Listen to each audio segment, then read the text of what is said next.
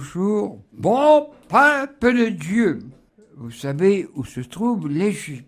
Et dans les Révélations, Marie a dit dans le Magnificat, « Toutes les générations me diront bienheureuse. » Et cela se confirme à travers les siècles. Eh bien, l'Égypte aussi, le ciel est intervenu et à des chrétiens coptes, évangélisés par saint Marc. Et là, il s'est passé quelque chose d'extraordinaire. Zitoun se trouve dans la banlieue populaire du Caire. Un riche copte s'apprêtait à construire un immeuble quand il eut une vision de la Vierge lui demandant une chapelle à cet endroit. Elle serait, lui dit-elle, en effet passée par là avec Joseph et Jésus au moment de la fuite en Égypte. L'homme s'exécuta en 1924, bâtissant une jolie église à 5 dômes. Bien plus tard, en 1968, des employés qui travaillaient dans un garage de l'autre côté de la rue virent une femme vêtue de blanc debout sur le dôme principal. Pensant que c'était une religieuse ou quelqu'un sur le point de se suicider, ils l'interpellèrent et appelèrent aussitôt la police. Le prêtre et de nombreux passants virent aussi la femme et comprirent que c'était une apparition. La Vierge réapparut plusieurs fois les jours suivants, y compris à des musulmans. Parfois, elle était accompagnée de l'enfant Jésus, parfois de Joseph, parfois des deux. Toujours silencieuse, elle restait bien en vue de longs moments. Son arrivée était précédée d'éclairs lumineux et accompagnée de vols d'oiseaux blancs. Durant 14 mois, les apparitions se répétèrent plusieurs fois par semaine, rassemblant parfois jusqu'à 50 000 personnes. Des guérisons eurent lieu et des photos furent même prises pour témoigner du phénomène. En 1969, le chef copte institua une fête de la transfiguration de la Vierge à Zitoun le 2 avril. On ne peut pas s'imaginer toutes les grandes apparitions de la Vierge, autant en la France, autant dans d'autres pays d'Europe, autant, comme nous parlons aujourd'hui, de l'Égypte, et même au Rwanda, qu'on appelle la Vierge de Kibéo. Mais ça, c'est une autre histoire. Et oui, aujourd'hui, sans faire exprès, bon peuple de Dieu, il y a deux grands saints au XIXe siècle. En effet, Salomon eut ce fut un grand roi. Tous les peuples, les rois des voisins à côté, allaient le voir et tous étonnés de sa sagesse. Mais voilà. Quand on est puissant, quand on est renommé, à la fin de sa vie de roi, il laissa beaucoup de femmes qui ne connaissaient pas le vrai Dieu et leur faisait des temples. On adorait le dieu Baal, on se détournait de Dieu. Et alors, il fut prédit par un prophète que son royaume serait divisé en deux, fut Roboam et Jéroboam. Le pays se divisa en deux. Roboam resta à Jérusalem, la seule tribu de Juda, tandis que les autres s'étaient tous divisés avec le roi Jéroboam. Mais cependant, Dieu n'abandonne jamais son peuple. Au temps de la tribu de Juda, au temps des autres tribus du nord d'Israël, et il se détournait vraiment de Dieu. Et Jéroboam même put construire des temples pour adorer le dieu Baal et aussi la déesse Astarté. Qu'est-ce que c'est que ces dieux? C'est des hommes qui se trouvent à adorer ça. Et ça s'est souvent arrivé dans le peuple de Dieu, des détournements. Je vous rappelle qu'au temps de Moïse, lorsqu'il resta au haut de la montagne Sinaï, on s'est détourné de Dieu et on adorait ce fameux veau d'or. L'adoration, détournement. Mais quand on fait adorer des faux dieux qui n'existent que par la pensée de l'homme, eh bien, il arrive des calamités. Aussi, nous lisons actuellement dans la liturgie de ces 2 semaines, et je vais vous raconter 2 histoires de ces grands prophètes. Il y eut Élie, dont le calendrier romain fête ce grand saint, et c'était au 9e siècle avant Jésus-Christ. Cependant, il y avait parmi les mauvais rois descendants de Jéroboam, Akab, qui avait épousé une femme horrible, Jézabel, d'une méchanceté, d'une cruauté sans scrupule. Et bien sûr, Élie alla la voir et lui dit, pendant 3 ans, il y aura une sécheresse, aucune rosée ne tombera. Mais cependant, les malheurs arrivèrent. Et voilà que, mais tous les malheurs, il y a toujours un brin d'espoir. Quand il fut chassé par Jézabel, et le roi Akab, un roi peureux, faible, n'obéissant qu'à cette femme horrible. Et là, Dieu lui dit, va au torrent de Caride, et là tu auras de l'eau et je te nourrirai. Alors on raconte cette belle histoire du corbeau. Dieu dit à l'un des corbeaux, tu nourriras mon serviteur, Élie, tu apporteras à manger le matin et le soir. Croix, les hommes me font la chasse, croix. Cependant, le corbeau obéit, et chaque matin, chaque soir, il apporta du pain et de la viande. Et cette viande était de qualité. Il n'y avait pas besoin de mettre viande biologique, c'était naturel. Mais voilà que la sécheresse continuait. Alors Dieu dit, tu iras à Sarepta. J'ai parlé à cette veuve. Vas-y et n'hésite pas. Et là, voilà, il se leva et se rendit à Sarepta. À la porte de la ville, il vit une femme qui ramassait du bois. Il l'appela et lui dit, « Va me chercher, je te prie, un peu d'eau dans ce vase, afin que je boive. » Elle alla en chercher et il but.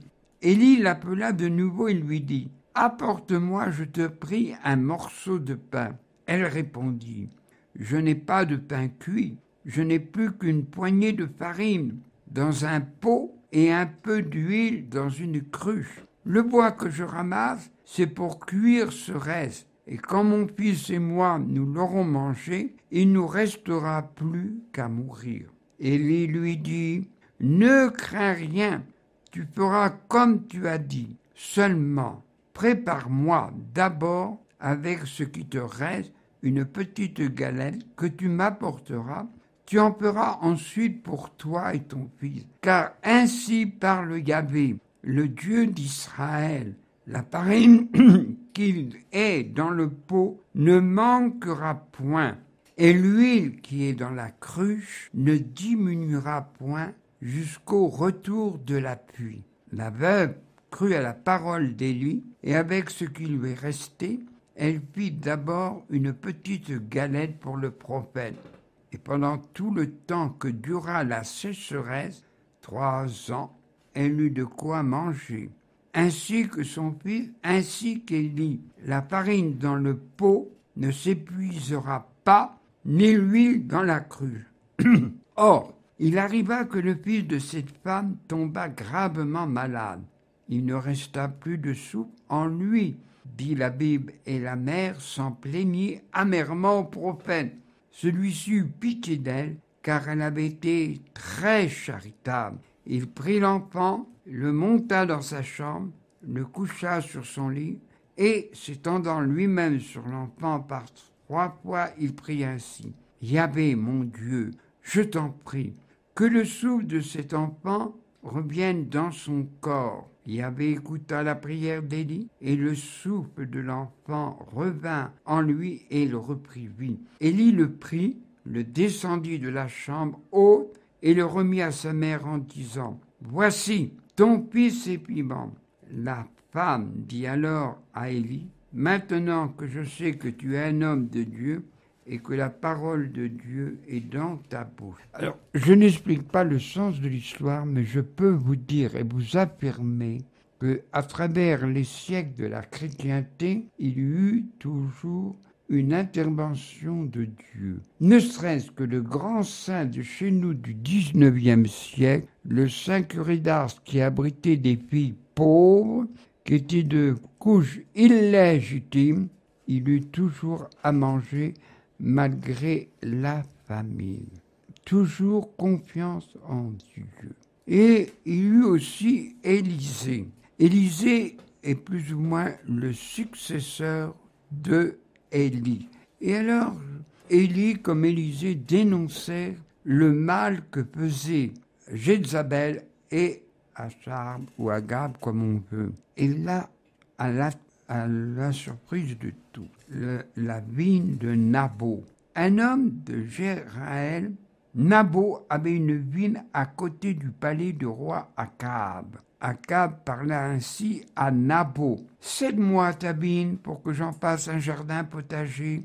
Je te donnerai à la place une vigne meilleure si tu le préfères, et je te la paierai en argent. » Naboth lui répondit « Que le Seigneur me garde de te céder l'héritage de mes pères. » Akab s'attrista de son refus. Il n'en mangeait plus, et il confia son souci à sa femme, la reine Jézabel. Celle-ci était une femme sans scrupules. Elle se moqua d'Akab parce que bien que roi, il respectait la propriété d'autrui. « Je te la donnerai, moi, dit-elle, la vigne de Naboth. » Elle ordonna donc au magistrat de la ville de machiner une fausse accusation contre Naboth et de le mettre à mort. Anciens du peuple, Jules, faux témoins, tous consentirent à l'action abominable qu'ordonnait Jézabel, parce qu'ils avaient peur d'elle. Quand elle informa le roi de la mort de Naboth, celui-ci, sans tarder, se leva pour aller prendre possession de la vigne qu'il avait convoitée injustement. Élie, ce prophète devant Akab pour la dernière fois, « Lève-toi, va vers Akab, le voilà dans la vigne de Naboth où il est descendu pour t'en prendre possession. Tu lui diras au roi Akab, ainsi parle Yahvé, tu as tué pour prendre un héritage. Au lieu même où les chiens ont léché le sang de Naboth, les chiens lécheront ton propre sang. » Le Seigneur parla aussi contre Jézabel et dit « Les chiens mangeront aussi Jézabel près du fossé de Zéréaël, c'est-à-dire une petite ville. » Alors, on ne fait pas de morale, comme vous comprenez, bon peuple de Dieu, et comme les braves gens de la terre disaient « Ah, il ne va pas l'emporter au paradis, il est voleur, tueur et tout. » Déjà sur cette terre, il doit réparer. Aussi, les braves gens disent « Un mal n'est jamais sans être puni. » Beaucoup de questions se soulèvent, mais vous comprenez pourquoi toutes les mauvaises actions sont toujours punies. Aussi, il y a une autre histoire, Élisée et Naaman syrien, qui était, la Bible a recueilli concernant Élisée, le disciple d'Élie, des récits populaires qui ressemblent beaucoup à ce que racontait Élie et ses miracles, comme dès le premier jour l'avait déclaré le peuple, l'esprit de Élie était sur lui. Le général, le bruit de ses miracles alla jusqu'aux oreilles d'un général syrien, Naaman, qui était lépreux. Celui-ci résolut d'aller demander sa guérison à l'homme de Dieu. Naaman vint avec ses chevaux et son char et s'arrêta à la porte de la maison d'Élisée. Élisée envoya un messager lui dire « Va te baigner 7 fois dans le Jourdain. ta chair reviendra nette. Naaman s'irrita. Je m'étais dit, sûrement il sortira vers moi et se présentera lui-même. Il invoquera le nom de son Dieu.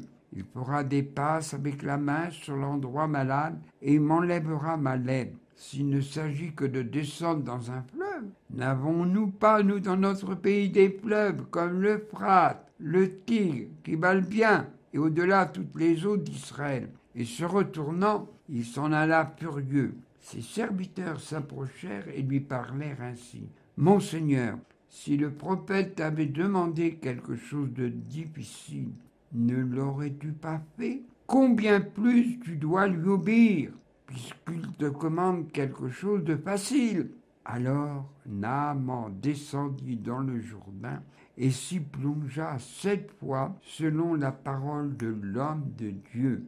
Et sa chair redevint fraîche comme la chair d'un petit enfant.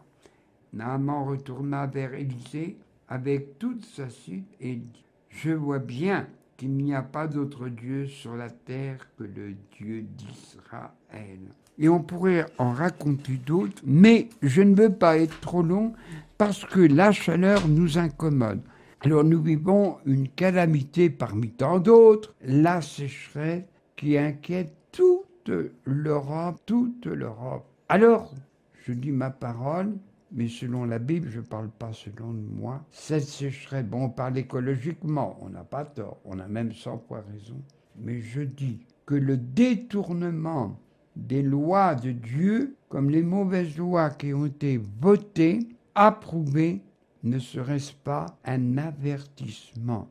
Bon peuple de Dieu, aie toujours confiance en notre Dieu, Père, Fils, Esprit Saint. Bon peuple de Dieu, à toi, paix, joie, malgré les calamités qui s'alignent sur le monde. Merci à toi.